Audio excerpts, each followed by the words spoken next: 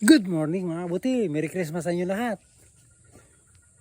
Natapos ang medyanotsi kagabi. Nasubi na. Matulog laang. Oo, kasi wala tayong handa mga butil. Ngayon kahapon nagtaan po tayo ng bubu Ito. Ngayon sa awa ng Diyos may huli. Kunti lang.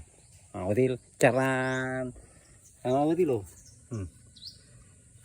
Isang alimango. Tapos may isda na maliit. Nasaan yun? Ito pa. Dalawa yun Ayun. Yun. Ayan. Bali tatlo po na huli. May isang alimango. Ayan. Ang tawag po dito na ikatang.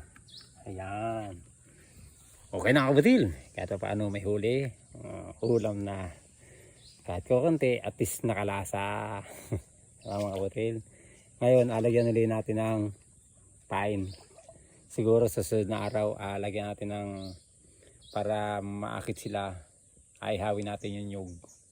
Tapos saka natin ilalagay para mabango mga butil. Parang ganun diskarte. Kasi nilagay ko bingi lang talaga. Ngayon wala tayong nakitang hipo na pumasok. Siguro pag nilagay natin ngayon bukas atin nalagay natin. Kasi dito po lumilit ang tubig. Sa gabi lumalaki yung taib. Ngayon pahibas po ito.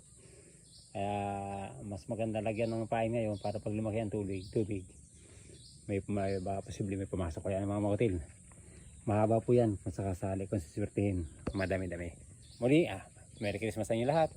Ingat-ingat sa pagkain ng mamantika. Ang bati ng mga mabuti. Merry Christmas and Happy New Year. Kaya ulit thank you for watching.